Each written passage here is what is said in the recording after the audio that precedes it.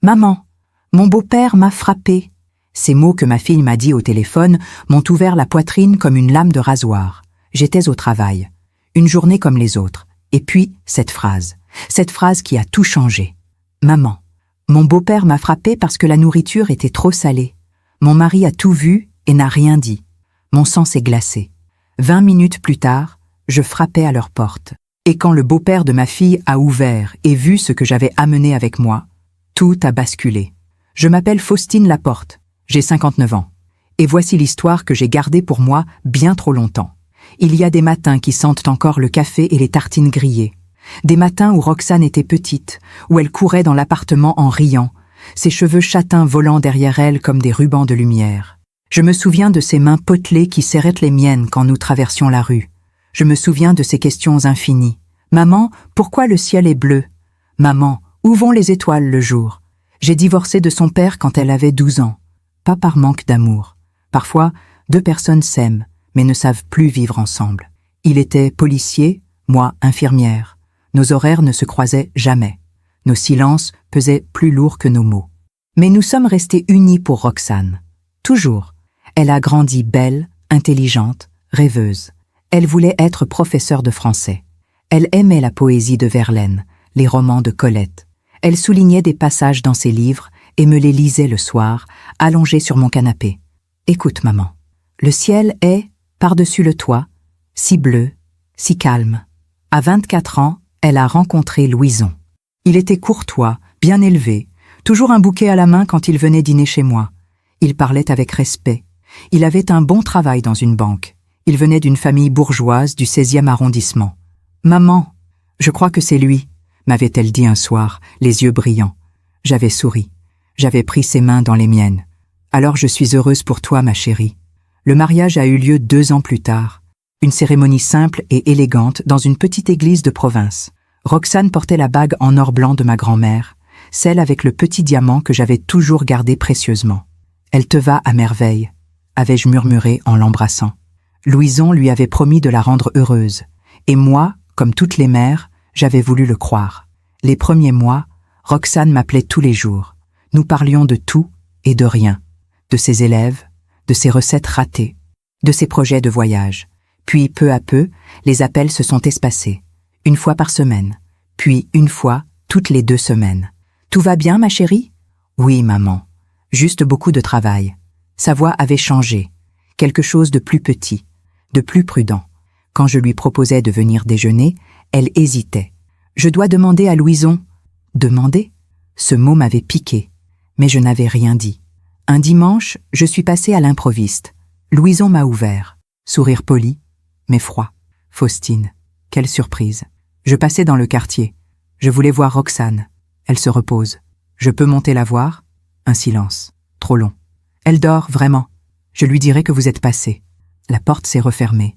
Je suis restée sur le palier, le cœur serré, ne sachant pas encore pourquoi. J'ai appelé Roxane le soir même. « Ma chérie, je suis passée aujourd'hui. »« Ah oui, désolée, maman.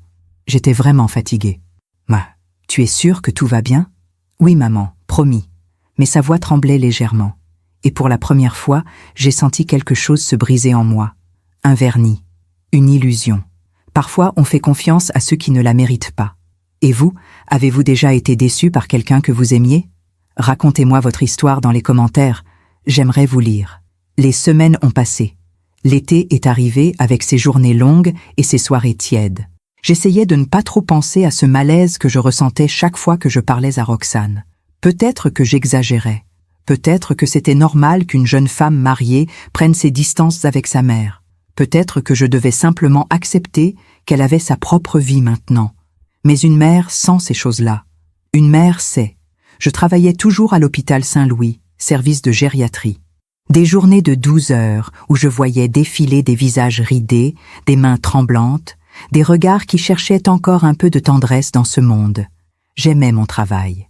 J'aimais ces vieux qui me racontaient leur vie entre 2 prises de tension. Madame Beaumont, 86 ans, me parlait souvent de sa fille. Elle ne vient plus me voir, vous savez. Son mari n'aime pas qu'elle perde du temps avec moi. Ne dites pas ça, Madame Beaumont. C'est vrai, ma petite Faustine. Il a changé ma fille. Elle n'est plus la même. Ces mots résonnaient dans ma tête. Elle n'est plus la même. Roxane non plus n'était plus la même. En septembre, j'ai reçu une invitation. Un dîner chez les parents de Louison. Toute la famille était conviée. C'était l'anniversaire du père de Louison, monsieur Étienne Moreau, 68 ans, ancien cadre supérieur dans une grande entreprise de travaux publics. Un homme imposant, au regard dur, à la voix forte. Je ne l'avais rencontré que 2 fois. Une fois lors des fiançailles, une fois au mariage. Il m'avait à peine adressé la parole. Il avait cette manière de regarder les gens de haut, comme s'il évaluait leur valeur sociale en quelques secondes. Roxane m'avait appelé 3 jours avant le dîner. « Maman, tu viendras samedi ?»« Bien sûr, ma chérie. Papa aussi sera là. »« D'accord. » Un silence. « Maman. »« Oui. »« Rien. À samedi. » Elle avait raccroché trop vite, comme si elle avait voulu dire quelque chose, mais n'avait pas osé. Le samedi est arrivé. J'ai mis une robe sobre, gris anthracite, des perles discrètes. Je savais que cette famille jugeait les apparences. Je ne voulais pas donner de raison à monsieur Moreau de me regarder de travers. Marc m'a appelé juste avant que je parte. « Tu y vas aussi ce soir ?»« Oui. » « Fais attention à Roxane. »« Pourquoi tu dis ça ?»« Je ne sais pas. Juste une impression. » Marc avait toujours eu cette intuition. 25 ans dans la police. Il savait lire les gens. « D'accord, on se voit là-bas. » L'appartement des Moreau était dans le 7e arrondissement. Un immeuble haussmannien avec un hall en marbre, un ascenseur à cage dorée, des tapis épais qui étouffaient le bruit des pas. Tout respirait l'argent ancien, celui qui ne se montre pas mais se sent. J'ai sonné. Une femme d'une 50aine d'années a ouvert. Madame Moreau. Coiffure impeccable, tailleur Chanel, sourire glacial. Faustine, entrez. Pas de bise, pas de chaleur, juste une politesse de façade. Le salon était immense, haut plafond mouluré, lustres en cristal, canapé en cuir fauve. Une dizaine de personnes étaient déjà là. Des oncles, des tantes, des cousins. Tous bien habillés, tous parlant à voix mesurée. J'ai cherché Roxane du regard. Elle était dans un coin, près de la fenêtre, en train de disposer des canapés sur un plateau d'argent. Elle portait une robe noire simple, presque austère. Ses cheveux étaient tirés en arrière, si serrés que ça devait lui faire mal au crâne. Roxane. Elle a levé les yeux. Un sourire forcé. « Maman, tu es là. » Je l'ai embrassée. Elle était froide, tendue. « Ça va, ma chérie ?»« Oui, oui, je dois finir de préparer l'apéritif. Je peux t'aider ?»« Non, c'est bon. Va t'asseoir. » Elle s'est éloignée rapidement vers la cuisine. Marc est arrivé quelques minutes plus tard. Il a serré des mains poliment, mais je voyais dans ses yeux qu'il détestait cet endroit. Lui et moi, nous venions de familles simples, des gens qui travaillaient dur, qui ne mettaient au pas de nappe en lin pour un dîner de famille. Monsieur Moreau est apparu dans le salon. Grand, large d'épaules, cheveux gris coiffés en arrière, costume 3 pièces bleu marine. Il portait une alliance en or massif et une montre qui devait coûter plus cher que ma voiture. « Mes amis, merci d'être venus !» Sa voix remplissait la pièce. Tout le monde s'est tu pour l'écouter. Il a commencé à raconter des anecdotes de sa carrière, des réussites professionnelles, des voyages en Asie, des contrats signés avec des ministres. Il aimait parler. Il aimait être au centre. Louison était à côté de lui, sourire admiratif, hochant la tête à chaque phrase de son père. « Mon fils suit mes traces. Il sera directeur régional d'ici 2 ans. » Louison a rougi de fierté. Roxane passait entre les invités, servant des verres, ramassant des serviettes tombées, disparaissant dans la cuisine, revenant avec des plateaux. Personne ne la regardait. Personne ne lui disait merci. À un moment, elle a trébuché légèrement. Un verre a glissé du plateau, mais elle l'a rattrapé de justesse. Monsieur Moreau s'est tourné vers elle. « Fais attention, Roxane. Ce sont des verres en cristal de Bohême. »« Pardon, beau papa. »« Beau papa. » Ce mot m'a glacée. Elle l'appelait beau papa comme une petite fille prise en faute. Le dîner a été servi dans une salle à manger digne d'un château. Table en acajou, vaisselle en porcelaine de Limoges, couvert en argent massif. Nous étions 14. Roxane et une autre jeune femme, l'épouse d'un cousin, ont servi tous les plats. Roxane ne s'est pas assise. « Tu ne manges pas, ma chérie ?» ai-je demandé doucement. « Je mangerai après, maman. » Mais Madame Moreau a posé sa main sur mon bras. « C'est comme ça dans notre famille, Faustine. Les belles filles servent d'abord. C'est une marque de respect. » J'ai regardé Marc. Ses mâchoires étaient serrées, ses poings fermés sous la table. Le repas a duré 3 heures. Monsieur Moreau parlait sans cesse de politique, d'économie, de la décadence de la France moderne. Il avait des opinions tranchées sur tout. Les immigrés, les jeunes, les femmes qui travaillent. Une femme doit savoir tenir une maison. C'est la base. Il a regardé Roxane en disant ça. N'est-ce pas, Roxane? Oui, beau papa. Elle se tenait debout près de la cuisine, prête à bondir au moindre signe. À la fin du repas, le gâteau est arrivé. Roxane l'avait fait elle-même. Un fraisier magnifique, avec des fraises fraîches et de la crème pâtissière. Monsieur Moreau a coupé la première part. Il a goûté. Son visage s'est durci. C'est trop sucré. Silence. Pardon? A murmuré Roxane. C'est trop sucré. Tu as encore raté. Les larmes sont montées aux yeux de Roxane. Elle a baissé la tête. Je suis désolée. Tu es toujours désolée. Mais ça ne change rien. Louison n'a rien dit. Il a continué de manger son gâteau comme si de rien n'était. Marc s'est levé brusquement. « Excusez-moi, je dois partir. » Il est sorti sans un regard en arrière. Moi, je suis restée, parce que je ne voulais pas laisser Roxane seule. Après le dîner, j'ai aidé Roxane à débarrasser dans la cuisine. Nous étions seuls. Enfin. « Ma chérie, ne dis rien, maman, s'il te plaît. Roxane, ce n'est pas normal. C'est sa famille. Il faut que je m'adapte. Mais toi, tu comptes aussi. » Elle a fermé les yeux. Une larme a coulé sur sa joue. Je ne peux pas en parler maintenant. Pourquoi? Parce que si je commence, je vais tout casser. Elle a essuyé sa larme rapidement et est retournée dans le salon. Je suis partie 1 heure plus tard, le cœur lourd, les mains tremblantes. Dehors, Marc m'attendait, appuyé contre un réverbère, les bras croisés. Tu l'as vu? Oui. Et? Elle se laisse écraser, Marc. Je sais. Il a allumé une cigarette. Il avait arrêté de fumer depuis 10 ans. Mais ce soir, il en avait besoin. Ce type est un tyran. Monsieur Moreau? Oui, et son fils est pareil. Louison n'a rien dit. Rien. Exactement. Nous sommes restés là, sous la pluie fine qui commençait à tomber, à regarder les fenêtres illuminées de l'appartement des Moreau. Et quelque part, dans cette lumière dorée, notre fille disparaissait un peu plus chaque jour. Pendant que je raconte tout cela, je me demande d'où vous m'écoutez. Écrivez le nom de votre ville en commentaire. Les mois qui ont suivi ce dîner ont été les plus difficiles de ma vie. Pas à cause de ce qui m'arrivait à moi, mais à cause de ce que je voyais arriver à ma fille sans pouvoir rien faire. Roxane m'appelait de moins en moins. Quand je l'appelais, elle répondait toujours avec cette voix douce mais fatiguée, cette voix qui disait « tout va bien », alors que tout criait le contraire. « Ma chérie, on pourrait déjeuner ensemble cette semaine ?»« Je ne sais pas, maman. Louison a beaucoup de travail en ce moment. Il a besoin que je sois à la maison. Mais juste 1 heure. Je verrai. Je te rappelle. » Elle ne rappelait jamais. J'ai essayé de passer chez elle plusieurs fois. Une fois, personne n'a répondu. Une autre fois, c'est Louison qui a ouvert, sourire poli, main dans les poches. Roxane n'est pas là. Elle est sortie faire des courses. Mais sa voiture était garée en bas de l'immeuble. Ah, d'accord. Tu peux lui dire que je suis passée?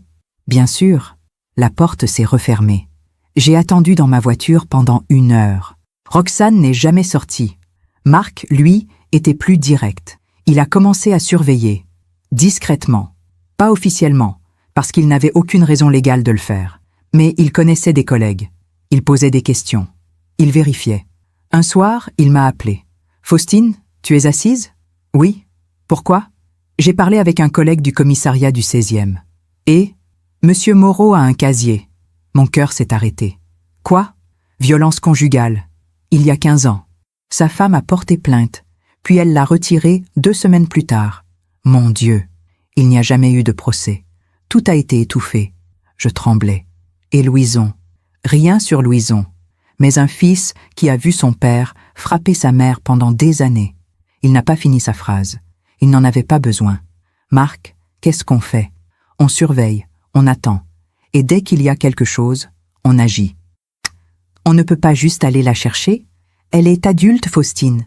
Si elle ne veut pas partir, on ne peut rien faire. Mais si elle est en danger, alors elle appellera. Et on sera là. J'ai raccroché en pleurant. Cette nuit-là, j'ai regardé la bague de ma grand-mère que je portais autour du cou sur une chaîne. Roxane portait la sienne à son doigt le jour du mariage. Cette bague qui symbolisait l'amour, la protection, la transmission. Je me suis demandé si elle la portait encore. Les semaines ont continué de s'écouler. Octobre est arrivé, avec ses feuilles mortes et ses ciels gris. J'essayais de continuer à vivre normalement. Je travaillais. Je souriais à mes patients. Je rentrais chez moi. Je dînais seul devant la télévision. Mais chaque soir, je regardais mon téléphone en espérant un appel de Roxane. Un jeudi soir, enfin, elle a appelé. « Maman ? Ma chérie, comment vas-tu ?»« Ça va. » Sa voix était bizarre. Trop enjouée. Trop fausse. « Tu es sûre ? » ? « Oui, oui. Je voulais juste te dire que Louison et moi, on va peut-être déménager. »« Déménager ? Où ça ? » ? « Plus loin. Dans le sud. Son père a des contacts là-bas. Il pourrait avoir une promotion. » Mon sang s'est glacé. Le sud ? Mais c'est loin. Je sais. Mais c'est une bonne opportunité pour lui. Pour lui. Pas pour elle. Pour lui. Et ton travail ? Tu aimes enseigner. Je trouverai autre chose. Roxane. Maman, il faut que j'y aille. Louison rentre bientôt. Je t'embrasse. Elle a raccroché. J'ai appelé Marc immédiatement. Ils veulent l'éloigner. Quoi ? Déménager dans le sud. Loin de nous. Marc a juré entre ses dents. C'est une technique classique. Isoler la victime. Marc, on doit faire quelque chose. Je vais essayer de lui parler. Le lendemain, Marc est allé chez eux. Il a sonné. Louison a ouvert. Marc, quelle surprise. Je voulais voir ma fille. Elle n'est pas là. Sa voiture est en bas. Un silence. Elle se repose.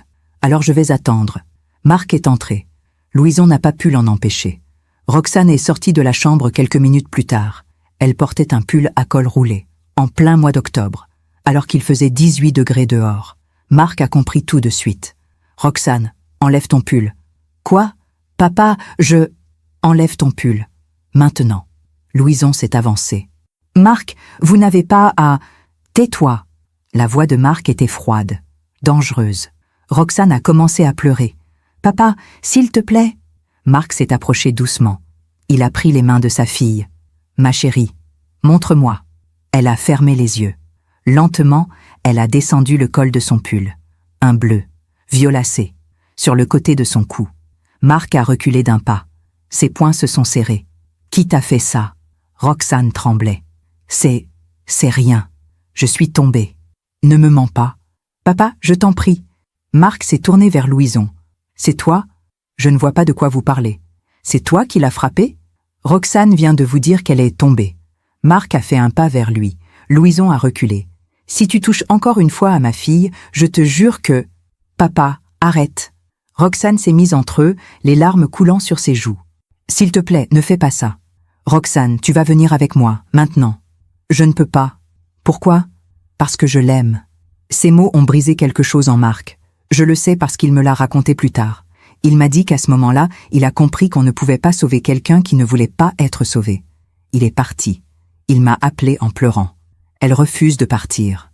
Marc, elle dit qu'elle l'aime. Ce n'est pas de l'amour. Je sais. Mais elle ne le voit pas encore. Nous avons pleuré ensemble au téléphone. 2 parents impuissants face à la souffrance de leur enfant. Les semaines suivantes ont été un cauchemar. Roxane ne répondait plus à mes appels.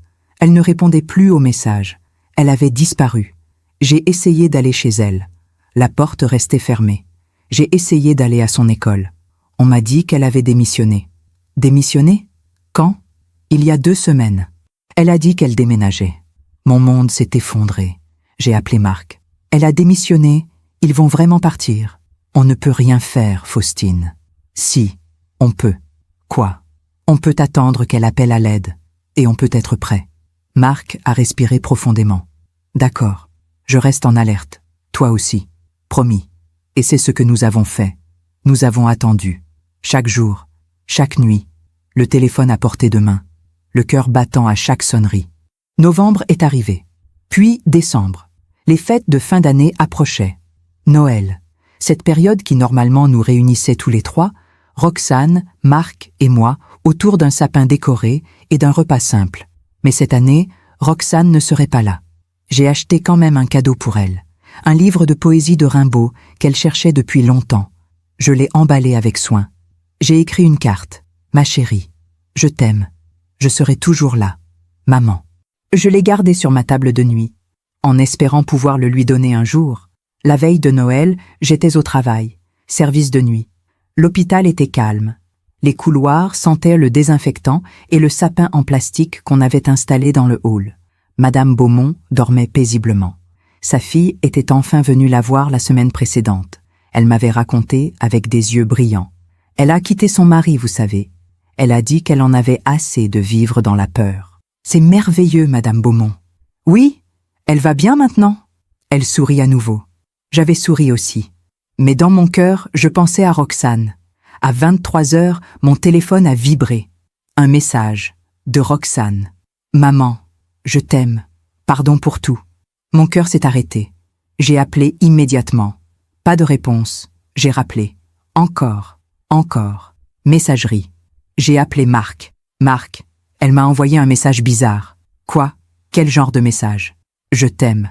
Pardon pour tout. Merde. J'arrive. On y va. Nous nous sommes retrouvés devant leur immeuble 30 minutes plus tard. Marc avait appelé des collègues. 2 voitures de police étaient déjà là. On ne peut pas entrer sans mandat. Ma fille est en danger. Marc, tu le sais. On ne peut pas. Marc a levé les yeux vers les fenêtres de l'appartement.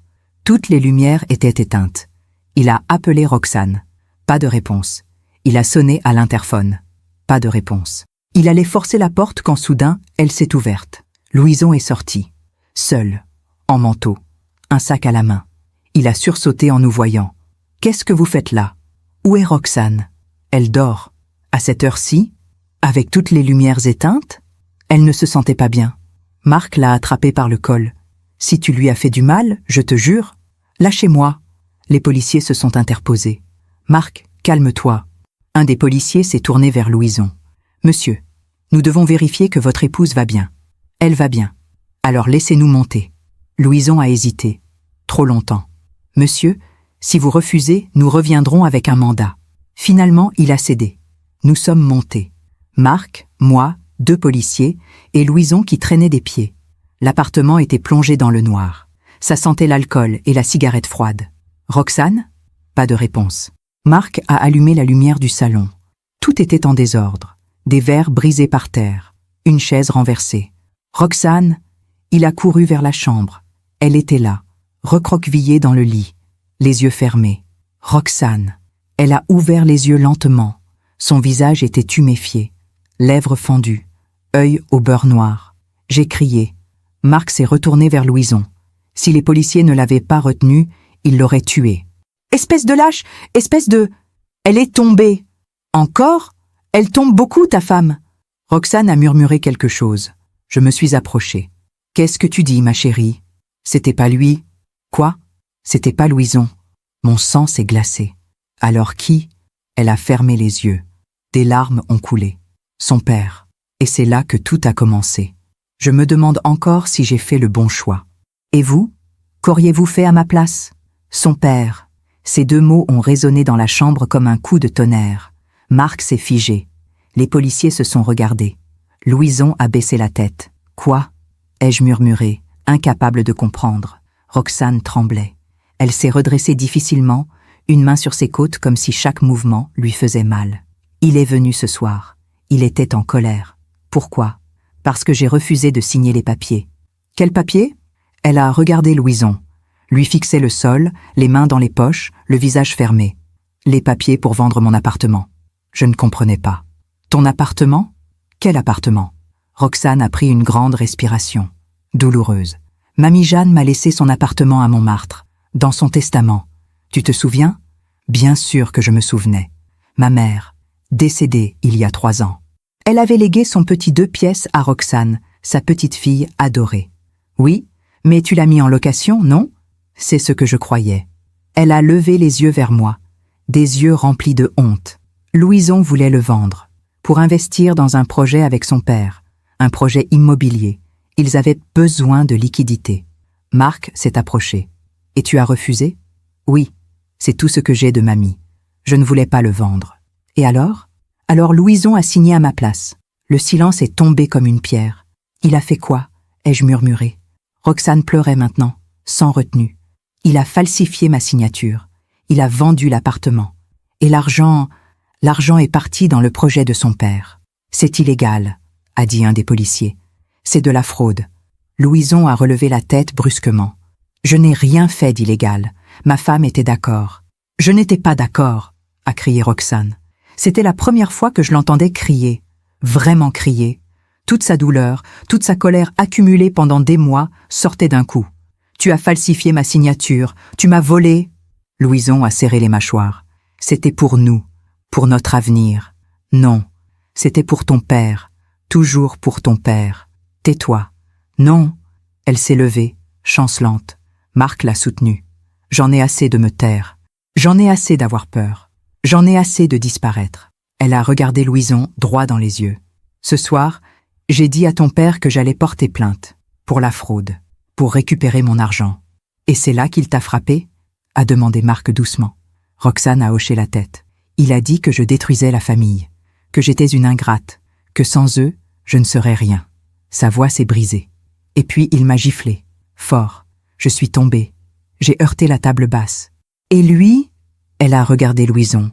Lui, il est resté assis dans le canapé. Il a regardé son père me frapper. Et il n'a rien dit. Le silence qui a suivi était insoutenable. Marc s'est tourné vers Louison. Dans ses yeux, je voyais quelque chose que je n'avais jamais vu. Une rage froide, contrôlée, terrifiante. Tu as laissé ton père frapper ta femme. Ce n'était pas une question, c'était une constatation. Louison a ouvert la bouche, l'a refermée. Aucun mot ne pouvait justifier ça. « Où est-il maintenant ?» a demandé un des policiers. « Il est parti. Il y a 1 heure. »« Où ?»« Chez lui, je suppose. » Le policier a appelé par radio. Il a donné l'adresse des Moreau. Demandé une intervention. On va l'interpeller. Puis il s'est tourné vers Roxane. « Madame, acceptez-vous d'aller à l'hôpital pour faire constater vos blessures ?» Roxane a regardé sa main. Elle tremblait encore. « Oui. »« Et acceptez-vous de porter plainte contre votre beau-père pour violence volontaire ?»« Oui. »« Et contre votre mari pour complicité et fraude ?» Roxane a fermé les yeux. C'était le moment de choisir, sa vie ou sa cage. « Oui. » Louison a explosé. « Tu ne peux pas faire ça ?»« Si, je peux. » Roxane, réfléchis, c'est ma famille. Et moi, je suis quoi ? Il n'a pas répondu. Roxane s'est tournée vers moi. Ses yeux étaient rouges, gonflés, mais pour la première fois depuis des mois, j'y ai vu quelque chose. Une lueur, de la force. « Maman, je peux venir chez toi ce soir ?» J'ai éclaté en sanglots. « Bien sûr, ma chérie. Bien sûr. » Les policiers ont commencé à prendre des photos des blessures de Roxane. Des traces sur son cou, sur ses bras, sur son visage. Chaque cliché était une preuve. Chaque marque était une vérité. Louison est restée debout dans le salon, pâle, les bras ballants, regardant sa vie s'effondrer. « Monsieur, » a dit un policier, « vous allez devoir nous suivre au commissariat pour être entendu. »« Entendu ? Pourquoi ? Je n'ai rien fait. » Vous avez assisté à une agression sans intervenir, c'est de la non-assistance à personne en danger. Et votre épouse vous accuse de fraude. Vous avez le droit de garder le silence et de contacter un avocat. Louison a regardé Roxane une dernière fois, comme s'il attendait qu'elle change d'avis, qu'elle dise que c'était une erreur. Mais Roxane a détourné les yeux.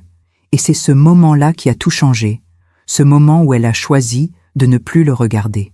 Nous sommes partis, Marc, Roxane et moi, dans une voiture.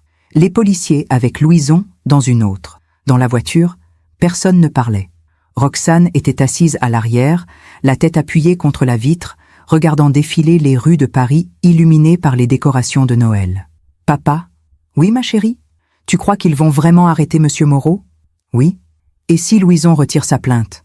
Ce n'est plus à lui de décider, c'est toi qui portes plainte. » Elle a hoché la tête doucement. Nous sommes arrivés à l'hôpital. Urgence. Lumières blanches aveuglantes, odeur de désinfectant, bruit de chariot et de téléphone. Une infirmière que je connaissais, Sophie, a pris Roxane en charge. « Faustine ? C'est ta fille ?»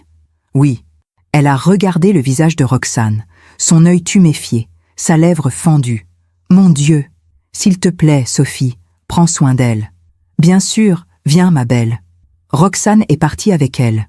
Marc et moi sommes restés dans la salle d'attente, assis côte à côte sur des chaises en plastique inconfortables. Il a pris ma main. Je ne me souvenais pas de la dernière fois qu'il avait fait ça. Peut-être avant le divorce, peut-être jamais. On aurait dû agir plus tôt, ai-je murmuré. Non, on ne pouvait pas. Elle n'était pas prête. Elle a tellement souffert. Je sais. Mais maintenant, elle se bat. Il a serré ma main plus fort. Et nous, on va l'aider. 1 heure plus tard, Sophie est revenue avec Roxane. Elle portait maintenant une blouse d'hôpital. Son visage avait été nettoyé. On voyait mieux l'étendue des dégâts. L'œil presque fermé, la lèvre enflée, des écorchures sur la joue. Côte fêlée, a dit Sophie. Contusions multiples, traumatisme crânien léger. Elle doit se reposer. Merci, Sophie. Roxane s'est approchée de moi, lentement, comme une enfant blessée qui cherche sa mère. Maman, je l'ai prise dans mes bras, doucement, pour ne pas lui faire mal. C'est fini, ma chérie. C'est fini. Elle a pleuré contre mon épaule, longtemps, toutes ces larmes qu'elle avait gardées pendant des mois, toute cette douleur qu'elle avait enfouie. Marc nous a enveloppés toutes les deux dans ses bras. Et pendant un instant, nous étions à nouveau une famille, brisée, meurtrie, mais ensemble. À 3 heures du matin, nous sommes rentrés chez moi. Roxane s'est installée dans sa chambre d'enfant, celle que j'avais gardée intacte même après son mariage, avec ses livres de poésie sur les étagères, ses peluches sur le lit, ses posters au mur. Elle s'est allongée, je l'ai bordée comme quand elle était petite. « Maman ? Oui, ma chérie ? Tu crois que je vais m'en sortir ? J'en suis sûre. J'ai tellement peur. De quoi ? De tout, de la suite, du procès, de croiser Louison, de... » Sa voix s'est brisée. De me retrouver seule. Je me suis assise sur le bord du lit. J'ai caressé ses cheveux. « Tu ne seras jamais seule. Jamais. Promis ? Promis. » Elle a fermé les yeux. L'épuisement l'a emportée. Je suis restée là, à la regarder dormir, comme je le faisais quand elle était petite et qu'elle faisait des cauchemars. Marc était dans le salon. Je l'ai rejoint. Il regardait par la fenêtre, les lumières de la ville, le ciel qui commençait à s'éclaircir. Elle dort ? Oui. Bien. Un silence. Marc ? Oui ? Merci d'avoir été là. Il s'est tourné vers moi. Dans ses yeux, j'ai vu quelque chose que je n'avais pas vu depuis longtemps. De la tendresse. C'est ma fille, notre fille. Je sais, mais quand même, merci. Il a hoché la tête. Mon collègue m'a envoyé un message. Ils ont interpellé Moreau chez lui. Il est en garde à vue. Bon, il sera entendu demain matin. Louison aussi. Et après ? Après, il y aura une enquête. Un procès, probablement. Ça va être long. Elle est forte. Elle va tenir. Oui, parce qu'elle a sa mère.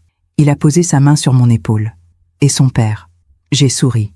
Un petit sourire triste mais sincère. Le soleil s'est levé doucement. C'était le matin de Noël. Mais cette année, Noël avait un goût différent.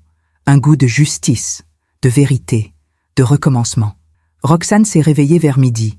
Elle est sortie de sa chambre, marchant lentement, une main sur ses côtes. « Bonjour. Bonjour, ma chérie. Tu as faim ? Un peu. » Je lui ai préparé du thé et des tartines. Elle s'est assise à table. Marc nous a rejointes. « Comment tu te sens ? » « Mal, mais différente. » « Différente comment ? » Elle a réfléchi. « Libre. » Pour la première fois depuis longtemps, je me sens libre. Marc a souri. C'est bon signe. Roxane a bu son thé lentement, puis elle a regardé autour d'elle. Cette cuisine, cette maison, ces souvenirs. « Maman ? Oui ? Je peux rester ici quelque temps ? Le temps de me reconstruire ?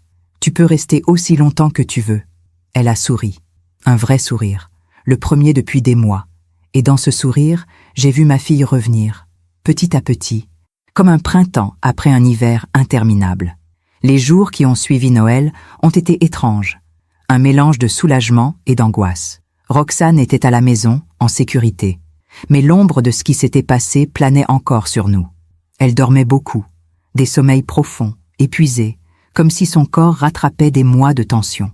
Parfois, elle se réveillait en sursaut, le regard perdu, cherchant où elle était. Et puis elle me voyait, assise dans le fauteuil près de sa porte, et elle se détendait. « Tu es là ? Je suis là, ma chérie. » Marc passait tous les jours. Il apportait des croissants le matin, des journaux, des nouvelles. Il parlait doucement avec Roxane, lui expliquait ce qui allait se passer, les procédures, les auditions, les délais. Monsieur Moreau a été placé en garde à vue pendant 48 heures. Il sera présenté au procureur. Et après ? Il y aura probablement un contrôle judiciaire. Interdiction de t'approcher, de te contacter. Roxane hochait la tête, les yeux fixés sur sa tasse de thé. Et Louison ? Marc hésitait toujours avant de répondre aux questions sur Louison. Il a été entendu comme témoin et mis en cause, pour complicité et pour la fraude. Il va aller en prison? Pas tout de suite. Mais il sera convoqué. Il devra s'expliquer. Roxane ne disait rien. Elle regardait par la fenêtre. Les toits de Paris sous le ciel gris de décembre. 3 jours après Noël, nous avons reçu un appel du commissariat. Roxane devait venir faire une déposition complète, raconter tout, depuis le début. Elle a tremblé en raccrochant. « Je ne sais pas si je peux. »« Si, tu peux, » ai-je dit doucement. « C'est trop dur. Je sais. Mais c'est nécessaire. » Marc est venu nous chercher. Nous sommes allés au commissariat du 16e arrondissement. Un bâtiment austère, avec des couloirs qui sentaient le café froid et le papier. Roxane était pâle. Elle serrait ma main si fort que j'avais mal. Un officier nous a reçus. Une femme d'une 40aine d'années, aux cheveux courts, au regard bienveillant. « Madame Laporte ? » ?»« Oui, je suis la capitaine Dubois. Je vais recueillir votre témoignage. Vous pouvez être accompagnée si vous le souhaitez. » Roxane m'a regardée. « Maman peut rester ? » « Bien sûr. » Nous sommes entrés dans une petite salle. Une table, 2 chaises, un enregistreur. « Madame Laporte, je vais vous poser des questions. Prenez votre temps pour répondre. Si vous avez besoin d'une pause, dites-le. » Roxane a hoché la tête. « Bien. Commençons par le début. Quand avez-vous rencontré Louison Moreau ?» Et Roxane a commencé à raconter. Sa voix était faible au début, hésitante. Puis, peu à peu, elle s'est affermie. Elle a parlé de leur rencontre, de leurs premiers mois ensemble, de la demande en mariage, du bonheur qu'elle avait ressenti. Puis elle a parlé du changement. Ça a commencé doucement. Des remarques sur ma façon de m'habiller, sur mes amis. Il disait que certaines étaient une mauvaise influence, qu'elles me montaient contre lui. « Et vous avez coupé les ponts avec elle ?»« Oui, progressivement, pour avoir la paix. Ensuite, il a commencé à contrôler mes dépenses. Je devais lui montrer tous mes tickets de caisse, justifier chaque achat. Et son père? Quand est-il entré dans l'équation ?» Roxane a pris une grande respiration. Dès le mariage, Monsieur Moreau avait des opinions sur tout. Comment je devais tenir la maison? Comment je devais me comporter en société? Louison écoutait toujours son père, tout le temps. Même si je n'étais pas d'accord, c'était l'avis de son père qui comptait. Parlez-moi de l'appartement de Montmartre. Le visage de Roxane s'est durci. Ma grand-mère me l'a laissé dans son testament. C'était tout ce que j'avais d'elle. Un petit 2 pièces avec vue sur le Sacré-Cœur. Elle l'avait acheté jeune. Elle y tenait énormément. Et que s'est-il passé? Louison voulait le vendre. Son père avait un projet immobilier dans le sud. Ils avaient besoin de liquidités. 150 000 €. Le prix de mon appartement.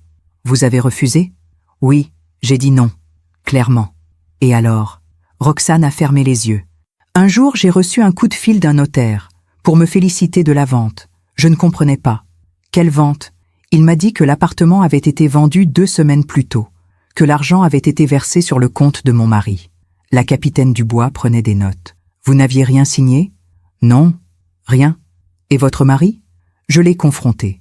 Il a dit qu'il avait signé à ma place, que c'était pour notre bien, que son père avait besoin de cet argent pour un investissement sûr, que j'étais égoïste de m'accrocher à un appartement vide. Qu'avez-vous fait? J'ai pleuré, j'ai crié, et puis, elle s'est tue, et puis il m'a dit de me taire, que je faisais un scandale pour rien, que si je continuais, il me ferait interner. J'ai sursauté. Interné? Roxane a hoché la tête. Il disait que j'étais instable, que je faisais des crises, que personne ne me croirait. La capitaine Dubois a posé son stylo. Madame Laporte, c'est de la manipulation psychologique, de la violence morale. Je sais. Maintenant, je le sais. Continuez. Racontez-moi la soirée du 24 décembre. Roxane a pris une autre grande respiration. J'avais contacté un avocat en secret. Je voulais savoir si je pouvais récupérer mon argent, si je pouvais porter plainte pour fraude. L'avocat m'a dit que oui, que c'était très clair, que mon mari avait commis un délit. Et vous avez décidé d'agir? Oui. Ce soir-là, j'ai dit à Louison que j'allais porter plainte. Comment a-t-il réagi? Il est devenu blanc. Il m'a supplié de ne pas faire ça. Il a dit que ça détruirait sa carrière, que son père serait ruiné, qu'on perdrait tout. Et vous? J'ai dit que j'avais déjà tout perdu. Mon appartement, ma dignité, moi-même. Elle a essuyé une larme qui coulait sur sa joue. Et c'est là qu'il a appelé son père. Quand est-il arrivé? 20 minutes plus tard. Il était furieux. Je l'entendais crier dans l'escalier. Quand il est entré, il m'a regardé comme si j'étais de la vermine. Que s'est-il passé? Il m'a dit que j'étais une ingrate, que sa famille m'avait tout donné, que sans eux, je ne serais rien, qu'une bonne épouse ne traîne pas son mari en justice. Et ensuite, Roxane a fermé les yeux. Ses mains tremblaient. J'ai répondu que je n'étais plus sa bonne épouse, que j'en avais assez de me soumettre, que je voulais juste récupérer ce qui m'appartenait. Et il m'a giflé, fort. J'ai basculé en arrière. J'ai heurté la table basse. Je suis tombée par terre. Sa voix se brisait. Il s'est approché. Il m'a donné un coup de pied dans les côtes. J'ai crié. J'ai demandé à Louison de l'arrêter. Qu'a fait votre mari? Roxane a ouvert les yeux. Son regard était vide. Rien. Il était assis dans le canapé, les bras croisés. Il regardait. Et il ne disait rien. Le silence dans la pièce était assourdissant. Son père a continué? Oui. Il m'a attrapé par les cheveux. Il m'a relevé. Il m'a dit que si je portais plainte, il me détruirait. Qu'il avait des relations. Qu'il me ferait passer pour folle. Que personne ne me croirait. Et puis il est parti. Comme ça. Il a claqué la porte. Et Louison? Louison est resté assis. Il m'a regardé. J'étais par terre, en sang, et il m'a dit « Tu vois ce que tu as fait ?» J'ai senti mon cœur se serrer. Qu'avez-vous fait alors? J'ai rampé jusqu'à la chambre. J'ai pris mon téléphone. J'ai envoyé un message à ma mère. Et j'ai appelé mon père. La capitaine Dubois a arrêté l'enregistrement. « Merci, Madame Laporte. C'est suffisant pour aujourd'hui. » Roxane tremblait. Je l'ai prise dans mes bras. « C'est fini, ma chérie. Tu as été très courageuse. » Nous sommes sortis du commissariat. L'air froid de décembre nous a frappés en plein visage. Roxane a respiré profondément. « Maman? Oui? Tu crois qu'ils vont le punir? Vraiment? Oui, je le crois. » Elle a hoché la tête, mais dans ses yeux, je voyais le doute. Les jours suivants, nous avons essayé de reprendre une routine. Roxane se levait, prenait son petit déjeuner, lisait un peu. Elle ne voulait pas sortir. Elle avait peur de croiser Louison. Ou pire, son père. Marc nous appelait tous les soirs pour nous tenir au courant. Moreau a été mis en examen pour violence aggravée. Il a un contrôle judiciaire, interdiction de s'approcher de Roxane à moins de 500 mètres. Et Louison? Il est convoqué par le juge d'instruction pour l'affaire de la fraude. Ça prendra du temps. Le 31 décembre, veille du Nouvel An, nous étions toutes les deux sur le canapé. Je regardais un vieux film. Roxane feuilletait un livre sans vraiment lire. Son téléphone a vibré. Elle l'a regardé. Son visage s'est décomposé. C'est lui. Qui? Louison? Oui? Qu'est-ce qu'il veut? Elle m'a montré l'écran. Roxane, s'il te plaît, on doit parler. Je t'aime. Reviens. Mon sang n'a fait qu'un tour. Ne réponds pas. Je sais. Mais elle fixait le message, comme hypnotisée. Roxane, regarde-moi. Elle a levé les yeux. Il ne t'aime pas. Pas vraiment. Mais, non. L'amour, ça ne fait pas mal. L'amour, ça ne regarde pas quelqu'un se faire frapper sans bouger. Elle a fermé les yeux. Des larmes ont coulé. Je sais. Mais c'est dur. Je sais, ma chérie. Mais tu es plus forte que tu ne le crois. Elle a bloqué le numéro. Puis, elle a éteint son téléphone. Voilà. C'est fait. Bien. Le soir du Nouvel An, nous avons mangé une raclette toutes les deux. Comme quand elle était adolescente et qu'on passait des soirées simples, juste nous deux. À minuit, nous avons regardé les feux d'artifice depuis le balcon. Paris brillait de 1000 feux. Bonne année, maman. Bonne année, ma chérie. Nous nous sommes embrassés. Cette année sera meilleure, ai-je murmuré. Tu crois? J'en suis certaine. Et je le pensais vraiment. Parce que pour la première fois depuis longtemps, Roxane avait choisi de se sauver elle-même. Quelques jours plus tard, début janvier, nous avons reçu une lettre du tribunal. La date de l'audience préliminaire pour l'affaire de la fraude était fixée. Mi-février. Roxane devait témoigner, face à Louison. Je ne sais pas si je peux. Si, tu peux. Maman, je vais le revoir. Oui, mais tu ne seras pas seule. Ton père et moi, on sera là. Elle a hoché la tête, mais je voyais la peur dans ses yeux. Marc est passé ce soir-là. Il a apporté les détails de l'audience. Ce sera une audience à huis clos. Juste le juge, les avocats, toi, Louison, et nous si tu veux. Qu'est-ce que je dois faire? Dire la vérité, c'est tout. Et s'il ment? Il y a des preuves, la signature falsifiée, le virement bancaire, les documents notariaux. Il ne pourra pas nier. Roxane a respiré profondément. D'accord, je vais le faire. Marc a souri. C'est ma fille. Les semaines ont passé lentement. Roxane commençait à aller un peu mieux. Elle sortait faire des courses avec moi. Elle allait parfois se promener au parc. Elle lisait à nouveau. Un jour, elle a trouvé son livre de poésie de Rimbaud que j'avais acheté pour Noël. Je l'avais laissé sur sa table de nuit. C'était pour Noël, ai-je dit. Maman, je sais, on a raté Noël cette année. Mais tu es là, c'est le plus beau cadeau. Elle a ouvert le livre. Elle a lu la dédicace que j'avais écrite. Ma chérie, je t'aime. Je serai toujours là. Maman. Elle a fondu en larmes. Merci. Merci pour tout. Nous nous sommes serrés l'une contre l'autre, et dans cette étreinte, j'ai senti que quelque chose était en train de guérir. Lentement, douloureusement, mais sûrement. Mi-février est arrivé trop vite. Le jour de l'audience, Roxane s'est réveillée à l'aube. Je l'ai entendue marcher dans le couloir. Quand je suis sortie de ma chambre, elle était dans la cuisine, une tasse de café froid entre les mains. « Tu n'as pas dormi ?»« Pas vraiment. »« Ma chérie, j'ai peur, maman. » Je me suis assise à côté d'elle. « Je sais, mais souviens-toi, tu dis la vérité. C'est tout. La vérité est de ton côté. » Elle a hoché la tête, mais ses mains tremblaient. Marc est venu nous chercher à 9 heures. Il portait son costume sombre, celui qu'il mettait pour les occasions importantes. Dans la voiture, personne ne parlait. Juste le bruit du moteur et de la ville qui se réveillait. Le tribunal était un bâtiment imposant, gris, avec de grandes colonnes à l'entrée. Nous avons monté les marches lentement. Roxane serrait mon bras. L'avocat que nous avions engagé, Maître Fontaine, nous attendait dans le hall. Une femme d'une 50aine d'années, cheveux gris relevés en chignon, regard perçant. « Madame Laporte, vous êtes prête ? Je ne sais pas. C'est normal. Mais vous devez juste raconter ce qui s'est passé. Le juge va vous écouter. » Nous sommes entrés dans la salle d'audience. Une petite salle, presque austère. Le juge était déjà assis, un homme d'une 60aine d'années aux lunettes rondes. Et puis je l'ai vu, Louison, assis de l'autre côté, avec son propre avocat. Il était pâle, amaigri. Il regardait droit devant lui, évitant soigneusement de croiser le regard de Roxane. Roxane s'est figée en le voyant. « Maman, respire. Je suis là. » Nous nous sommes assises. Marc s'est installé derrière nous. Le juge a commencé. Nous sommes réunis aujourd'hui pour l'affaire concernant la vente frauduleuse d'un bien immobilier appartenant à Madame Roxane Laporte. Madame Laporte, pouvez-vous nous expliquer les faits ? Roxane s'est levée. Sa voix était faible au début, mais elle a tenu bon. Elle a raconté.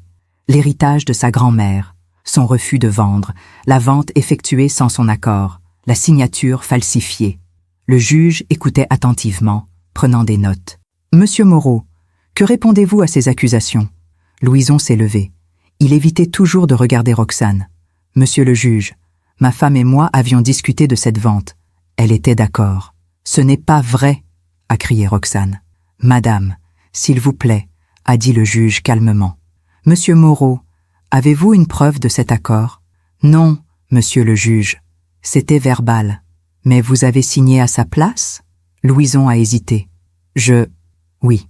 Mais c'était pour simplifier les démarches. » Le juge a retiré ses lunettes. « Monsieur Moreau, falsifier une signature est un délit.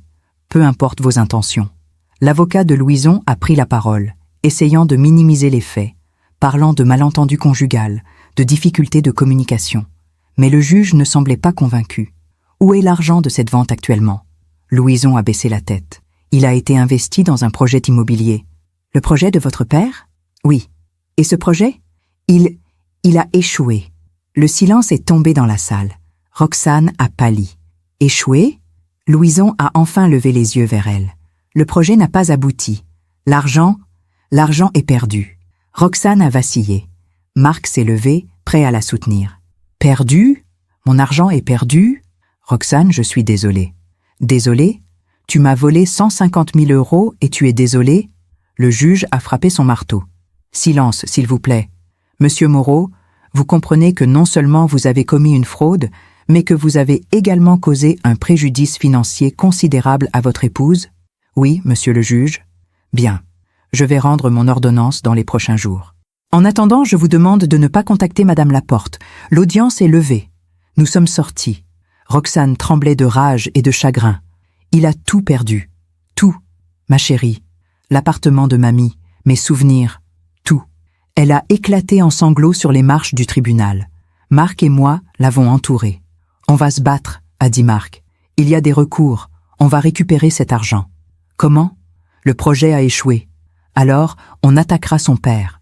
On demandera des dommages et intérêts. On ira jusqu'au bout. Maître Fontaine nous a rejoints.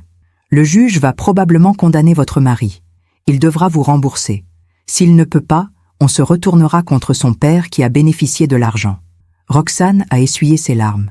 Vous croyez vraiment qu'on peut gagner? Oui, les faits sont clairs. Dans les jours qui ont suivi, Roxane est devenue plus déterminée. La colère avait remplacé la peur. Elle voulait justice. Non seulement pour l'agression, mais aussi pour le vol. Ils m'ont tout pris, maman. Ma dignité, mon argent, mes rêves. Mais je ne les laisserai pas gagner. C'est ma fille. 2 semaines plus tard, l'ordonnance du juge est tombée. Louison était reconnu coupable de fraude. Il devait rembourser les 150 000 € à Roxane, plus les intérêts et les frais de justice. S'il ne pouvait pas payer, son père serait solidairement responsable. Roxane a pleuré en lisant le document. Mais cette fois, c'étaient des larmes de soulagement. J'ai gagné. Oui, ma chérie, tu as gagné. Mais nous savions toutes les deux que le combat n'était pas terminé. Il restait encore l'audience pour les violences, le procès de Monsieur Moreau, et tout ce que cela impliquait. Roxane a regardé par la fenêtre. Le printemps commençait à pointer. Les premiers bourgeons sur les arbres. Maman? Oui? Merci de ne pas m'avoir abandonnée. Jamais, ma chérie. Jamais. Et dans ce moment, j'ai su que peu importe ce qui viendrait ensuite, nous étions ensemble. Et c'était tout ce qui comptait. Le procès de Monsieur Moreau pour violence aggravée a eu lieu début avril. Cette fois, ce n'était pas une simple audience. C'était un vrai procès, avec un tribunal correctionnel, des jurés, tout l'appareil de la justice. Roxane était terrifiée. Non pas de témoigner, mais de le revoir. Cet homme qui l'avait frappé. Cet homme qui avait détruit sa vie. La veille du procès, elle n'a pas dormi. Je l'ai entendue pleurer dans sa chambre. Je suis allée la rejoindre. Ma chérie, je ne peux pas, maman. Je ne peux pas le regarder en face. Si, tu peux. Parce que cette fois, c'est lui qui doit avoir peur, pas toi. Elle m'a regardée, les yeux rouges. Tu crois qu'ils vont vraiment le condamner?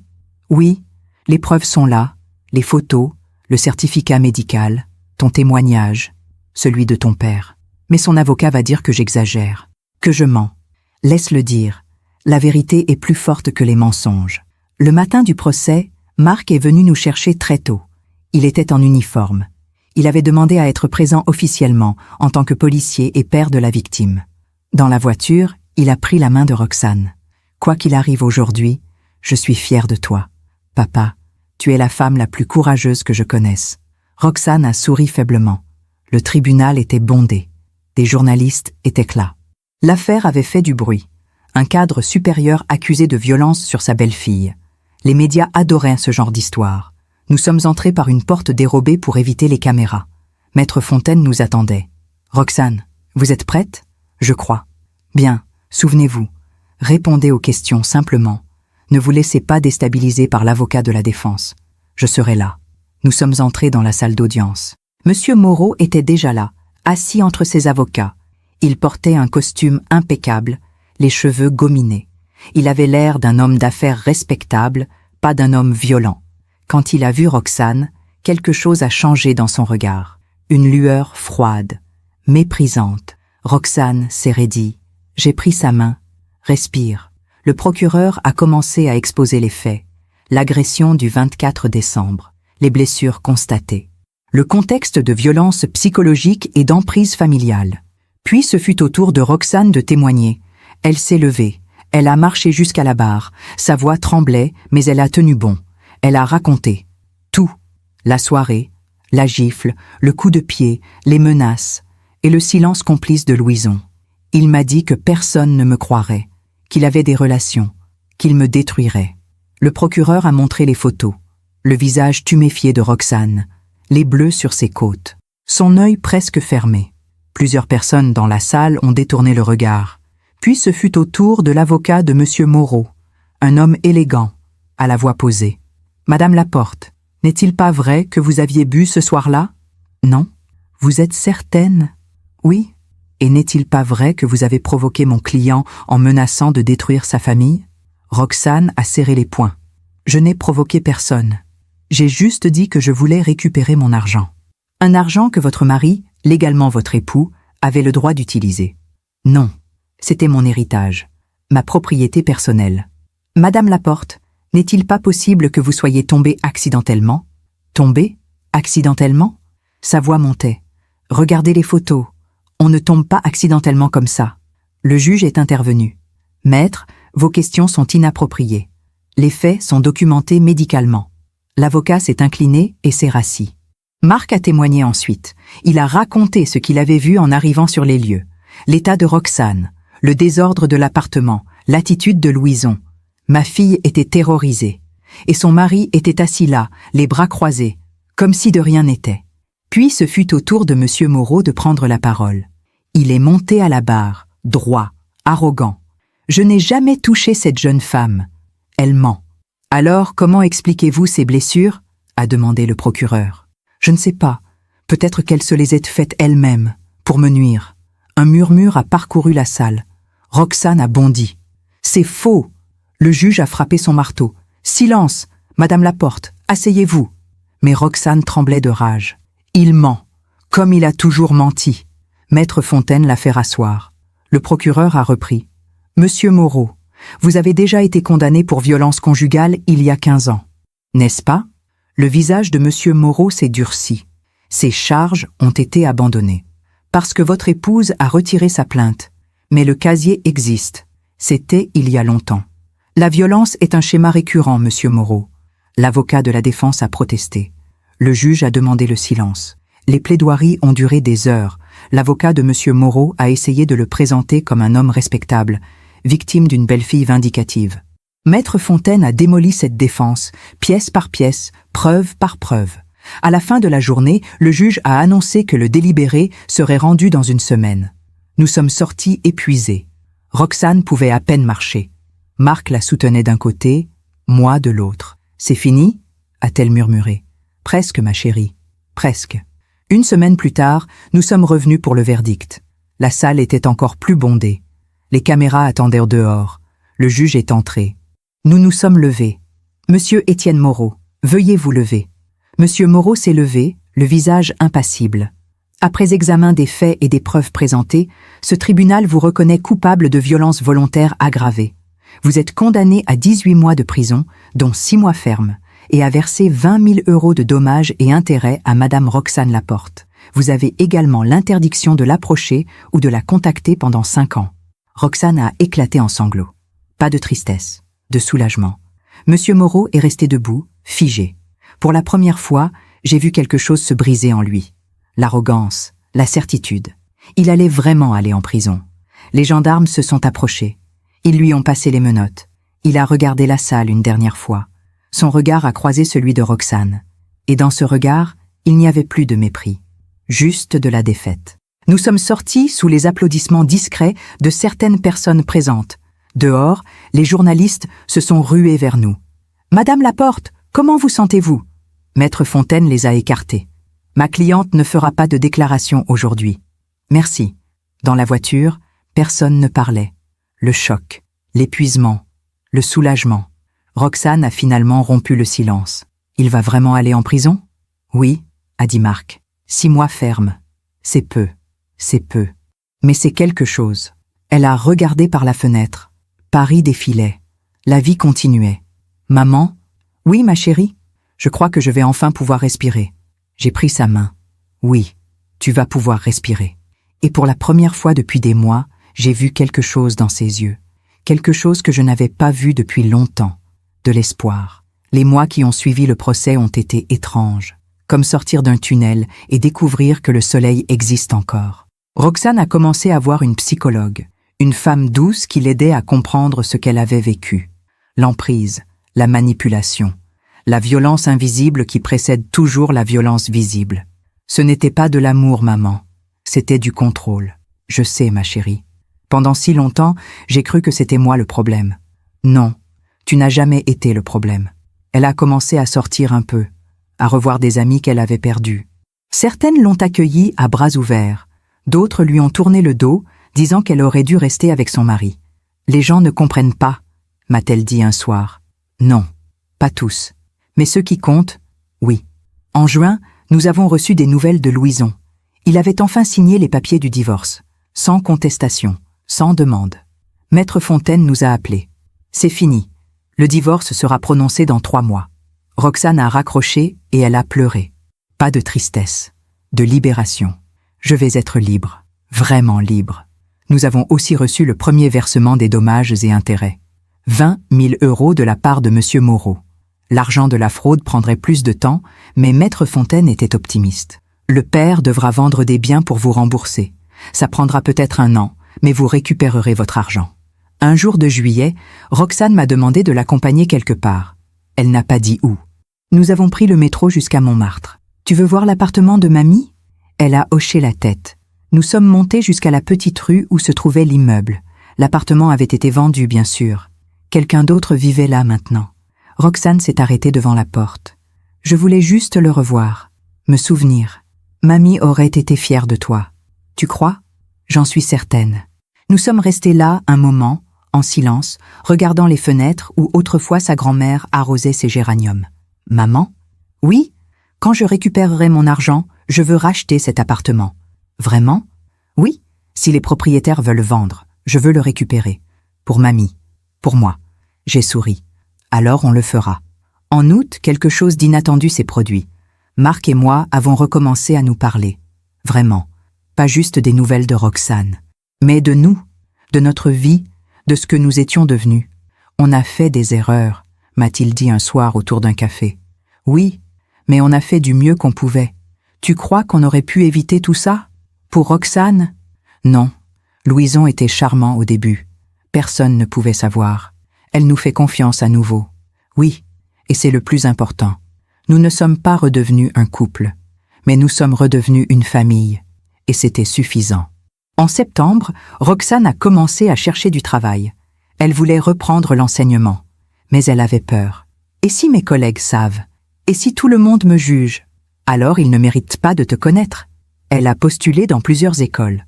En octobre, elle a eu une réponse positive. Un lycée dans le 15e arrondissement cherchait un professeur de français. Le jour de son entretien, elle était terrifiée. Mais elle y est allée. Et elle a été brillante. Ils m'ont prise, maman. Je savais que tu y arriverais. Je recommence en janvier. C'est merveilleux, ma chérie. Ce soir-là, nous avons fêté ça toutes les deux. Marc nous a rejointes. Nous avons bu du champagne et mangé des crêpes, comme quand Roxane était petite. « À ta nouvelle vie », ai-je dit en levant mon verre. « À ma nouvelle vie », a répété Roxane. Et dans ses yeux, j'ai vu quelque chose que je n'avais pas vu depuis si longtemps. De la joie.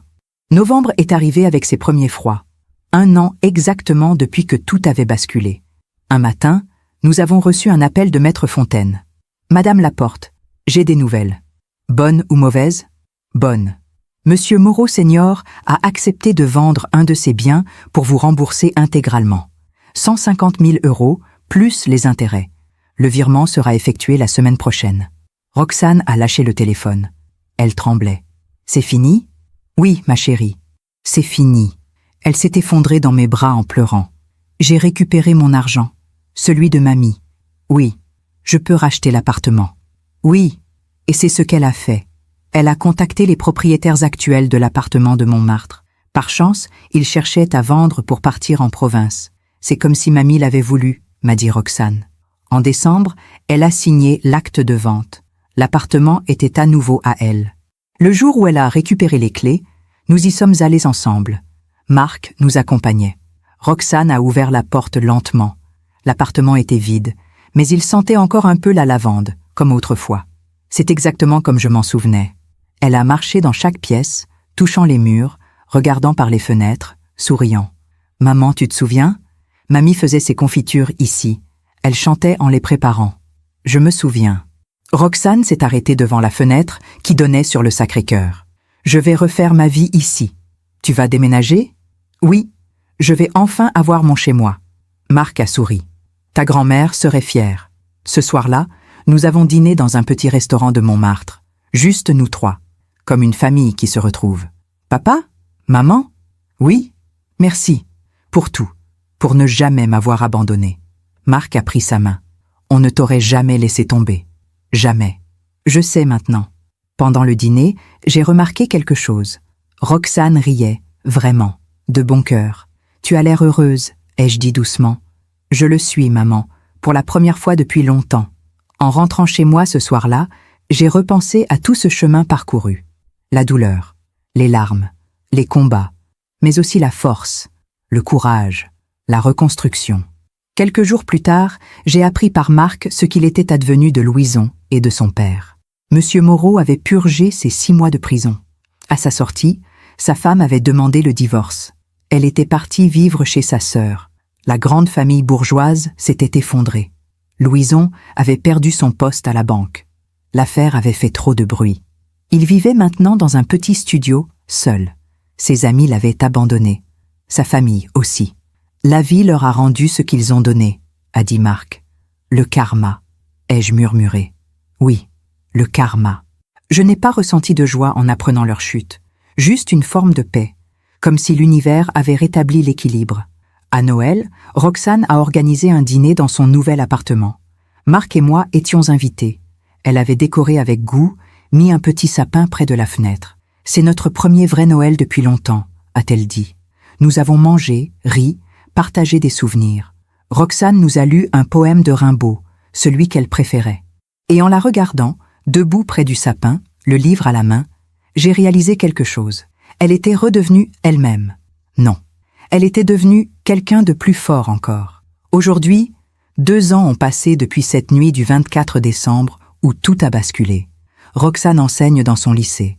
Elle aime ses élèves. Ils l'adorent. Elle leur parle de poésie, de littérature, mais aussi de vie, de résilience, de courage. Elle vit seule dans son appartement de Montmartre. Elle a appris à aimer cette solitude. Ce n'est plus de la peur, c'est de la liberté. Parfois, elle me dit qu'elle rencontre quelqu'un, un homme bien, un professeur d'histoire, mais elle prend son temps. Je ne suis pas pressée, maman. J'apprends à me connaître d'abord. C'est sage. Et si je ne rencontre personne, ce n'est pas grave. Je suis complète toute seule. Ces mots me remplissent de fierté. Marc et moi nous voyons régulièrement. Nous ne sommes plus ensemble, mais nous sommes redevenus amis. Des amis qui partagent la plus belle chose que nous ayons jamais créée. Notre fille. Monsieur Moreau vit désormais dans un petit appartement, seul. Sa femme ne lui parle plus. Ses amis l'ont oublié. Son empire s'est effondré. J'ai appris qu'il avait des problèmes de santé, que parfois il errait dans les rues, l'air perdu. La vie finit toujours par rendre ce qu'on lui donne. Louison, lui, est parti de Paris. Marc a entendu dire qu'il vivait dans le sud, qu'il essayait de reconstruire quelque chose. Mais les gens n'oublient pas. Sa réputation l'a suivi. Je ne ressens ni joie ni pitié. Juste l'indifférence qu'on réserve aux gens qui ne font plus partie de notre vie. Il y a quelques semaines, Roxane m'a invité à prendre le thé chez elle. Elle m'a montré quelque chose, un cahier. Je l'ai écrit. Mon histoire, tout ce qui s'est passé. Pourquoi? Pour ne jamais oublier d'où je viens. Et pour aider d'autres femmes, peut-être? Tu vas le publier? Je ne sais pas. Peut-être un jour. Elle a souri. Mais je l'ai écrit. Et ça, c'est déjà beaucoup. Ce soir-là, en rentrant chez moi, j'ai pensé à toutes ces femmes qui vivent ce que Roxane a vécu, qui ont peur, qui se sentent seules, qui pensent qu'elles ne méritent pas mieux. Et j'ai voulu leur dire quelque chose. La violence ne commence jamais par un coup. Elle commence par un mot de trop, un regard qui glace, une remarque qui blesse, une liberté qu'on vous retire petit à petit. Et quand vous vous réveillez, vous ne vous reconnaissez plus. Mais il n'est jamais trop tard pour partir, pour dire non, pour demander de l'aide. Roxane l'a fait. Et elle s'en est sortie. Pas toute seule. Parce que personne ne s'en sort vraiment seule. Elle avait son père. Elle m'avait. Elle avait la justice. Mais surtout, elle avait cette petite voix en elle qui murmurait encore « Tu mérites mieux ». Et elle l'a écoutée. Aujourd'hui, quand je regarde ma fille, je vois une survivante. Mais je vois surtout une femme libre. Une femme qui a repris sa vie en main. Une femme qui inspire d'autres femmes. Et je me dis que tout ce que nous avons traversé n'aura pas été vain si mon histoire aide ne serait-ce qu'une femme à ouvrir les yeux. Si vous vivez dans la peur, si quelqu'un vous fait du mal, si vous ne vous reconnaissez plus dans le miroir, appelez, parlez, partez. Vous n'êtes pas seul. Vous méritez mieux. Vous méritez la paix. Et un jour, vous aussi, vous vous réveillerez et vous sourirez à nouveau. Comme ma fille le fait aujourd'hui. Merci de m'avoir écouté jusqu'au bout. Si cette histoire a touché votre cœur, Abonnez-vous et activez la cloche pour entendre d'autres femmes qui ont transformé la douleur en sagesse. Chaque jour, une femme, une leçon de vie. Partagez cette histoire avec quelqu'un que vous aimez.